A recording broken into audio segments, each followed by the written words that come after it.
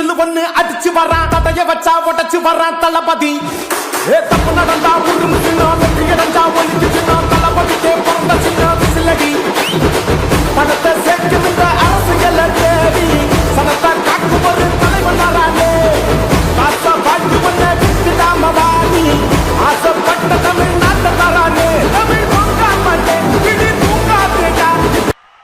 கொஞ்சம் அங்கேயே நில்லுங்க ப்ளீஸ்.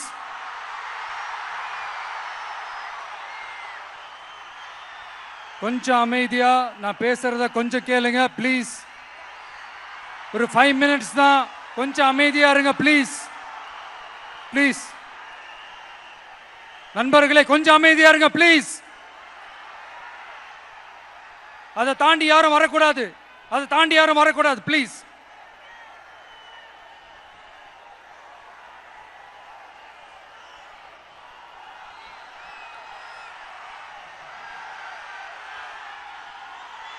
என் நெஞ்சில் குடியிருக்கும்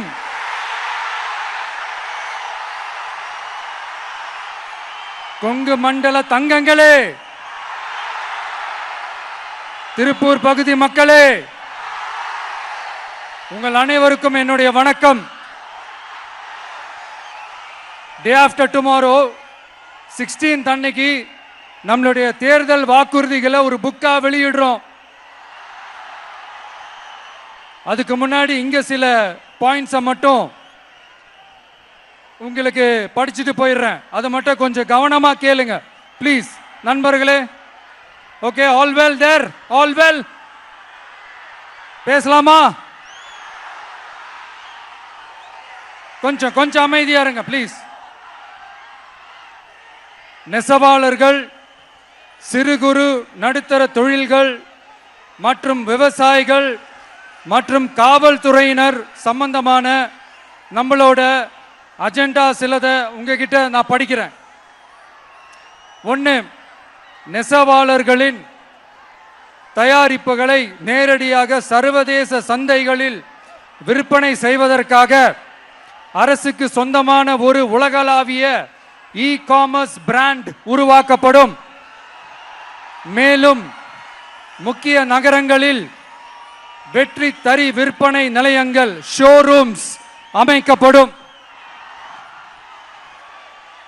2வது, நிலையற்ற நூல் விலை மற்றும் மின்சார நெருக்கடி சுமையை பகிர்ந்து கொள்ள கைத்தறி மற்றும் விசைத்தறி வைத்திருக்கும் ஒவ்வொரு நெசவாளர் குடும்பத்திற்கும் ஆண்டுக்கு 30,000 ரூபாய் வங்கி மூலம் நேரடியாக நமது டிவிக்கு அரசு வழங்கும்.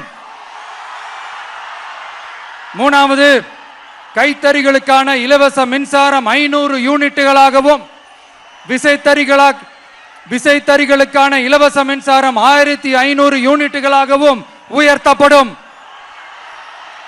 அடுத்தது, நெசவாளர்களின் உற்பத்தி செலவுகளை குறைப்பதற்காக அவர்கள் வழங்கும் நூல், சாயங்கள் மற்றும் ரசாயனங்களுக்கு நமது டிவிக்கு அரசால் 50% மானியம் வழங்கப்படும். அடுத்தது, நமது டிவிக்கு அரசில் அனைத்து நெசவாளர்களுக்கும் ரூபாய் 10 லட்சம் ஆயுள் காப்பீடு வழங்கப்படும். மேலும் நெசவாளர்களின் முதியோர் ஓய்வூதியம் மாதம் 3000 ரூபாயாக உயர்த்தப்படும். குறு சிறு மற்றும் நடுத்தர தொழில்களின் வளர்ச்சி, லட்சக்கணக்கான வேலை வாய்ப்புகளை உருவாக்குற துறையில ஒண்ணுதான் இந்த எம்எஸ்எம்இஸ். இந்தியாவிலேயே அதிகமான எம்எஸ்எம்இஸ் இருக்கிற மாநிலங்கள்ல நம்ம தமிழ்நாடும் ஒண்ணு.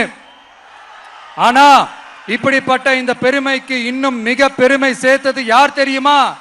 இந்தியாவிலேயே அதிகமான எம்எஸ்எம்இ நிறுவனங்கள் மூடப்பட்டதுல தமிழ்நாடு தான் 2வது மாநிலம்.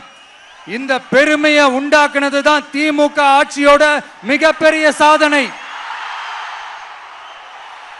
இப்போ இந்த குறு சிறு மற்றும் நடுத்தர தொழில்களோட வளர்ச்சிக்காக நம்ம டிவிக்கு அரசு என்னெல்லாம் செய்யும்னு கொஞ்சம் பார்க்கலாம். முதல்ல, நெருக்கடியில் உள்ள குறு சிறு மற்றும் நடுத்தர நிறுவனங்களுக்கு உதவுவதற்காக ரூபாய் 15,000 கோடி ஸ்டேட் கிரெடிட் கேரண்டி ஃபண்ட் உருவாக்கப்படும். இரண்டாவது, குறு சிறு மற்றும் நடுத்தர நிறுவனங்கள் மூடப்படுவதற்கான மிகப்பெரிய காரணங்களில் ஒன்று 400% மேல உயர்ந்துள்ள பீக் ஹவர்ஸ் மின் கட்டணம். இது குறிப்பாக ஜவுளி துறையில் உள்ள குறு சிறு மற்றும் நடுத்தர நிறுவனங்களை பாதித்துள்ளது. டிவிகே குறு சிறு மற்றும் நடுத்தர நிறுவனங்களுக்கான MSMEs இந்த பீக் ஹவர்ஸ் மின் கட்டணத்தை நமது டிவிகே அரசு நிறுத்தி வைக்கும். அடுத்தது, விரிவான ஆய்வுக்கு பிறகே மின் கட்டணத்தை முறைப்படுத்தும். மேலும் குறு சிறு மற்றும் நடுத்தர நிறுவனங்கள் அடுத்து வரும் 5 ஆண்டுகளுக்கு 100% மின்சார வரி விலக்கை பெறும். அடுத்தது, குறு சிறு மற்றும் நடுத்தர நிறுவனங்கள் உலகளவில் போட்டி போடுவதை உறுதி செய்வதற்காக அவற்றை நவீனமயமாக்க ஒரு யூனிட்டுக்கு ரூபாய் 50 லட்சம் வரை என்ற அளவில் 35% நேரடி மூலதன மானியத்தை நமது டிவிகே அரசு வழங்கும்.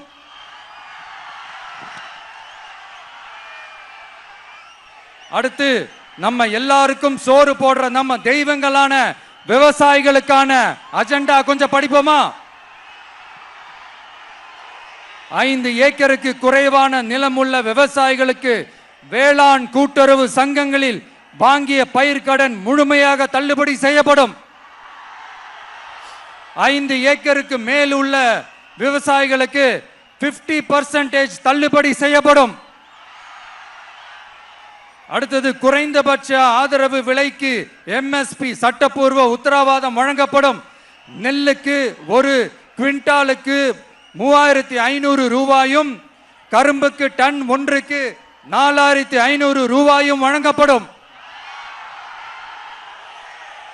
உழவர்களின் தோழன் திட்டத்தின்படி குத்தகை விவசாயிகள் மற்றும் விவசாய தொழிலாளர்களுக்கு ஒரு குடும்பத்திற்கு ஆண்டுக்கு ரூபாய் 10,000 அவர்களின் நேரடி முதலீட்டு ஆதரவு தொகையாக வழங்கப்படும். 100% பயிர் காப்பீட்டு திட்டத்தின்படி பயிர் பாதுகாப்பு உறுதி செய்யப்படும்.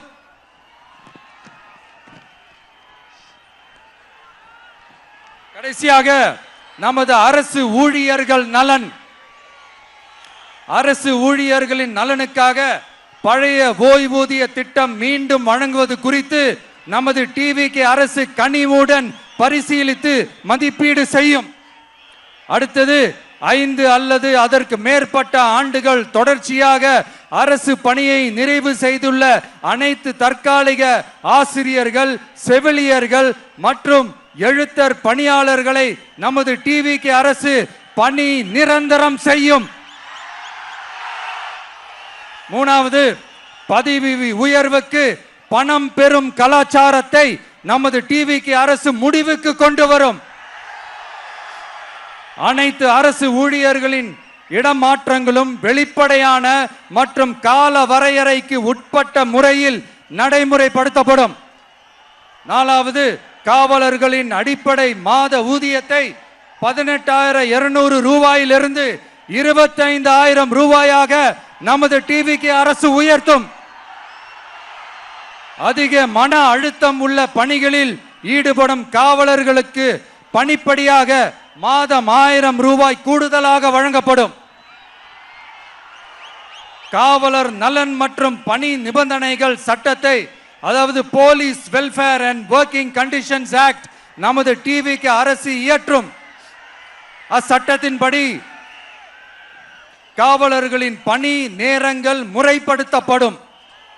அதிக பணி சுமை கொண்ட காவலர்களுக்கு வாரத்திற்கு ஒரு சுழற்சி முறை விடுமுறையை உறுதி செய்யப்படும். சலவை படியை, அதாவது வாஷிங் அலவன்ஸ் 500 ரூபாயிலிருந்து 1000 ரூபாயாக உயர்த்தப்படும். மேலும் மதுரை, கோயம்புத்தூர், திருச்சி, திருநெல்வேலி, சேலம் மற்றும் வேலூர் ஆகிய இடங்களில் காவலர் நல மருத்துவமனைகள் நமது டிவிகே அரசு நிறுவும். கடைசியாக, பெண் காவல்துறை அதிகாரிகள் பாதுகாப்பு நெறிமுறை அல்லது பாதுகாப்பு பணிகளுக்கு பணியமர்த்தப்பட மாட்டார்கள்.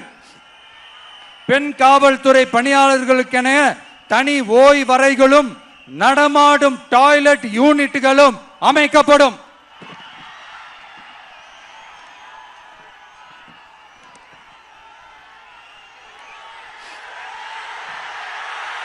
நீங்க எல்லாரும் இந்த விஜய 100% நம்பலாம். நான் உங்களுக்காக மட்டும்தான் வந்திருக்கிறேன். உங்களுக்காக நன்றி கடன் செலுத்துறதுக்காக மட்டும்தான் வந்திருக்கிறேன்.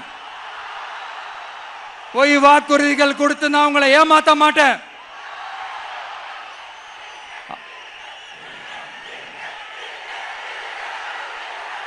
அதனால உங்க அண்ணனுக்கு, உங்க தம்பிக்கு, உங்க மகனுக்கு, உங்க பிள்ளைக்கு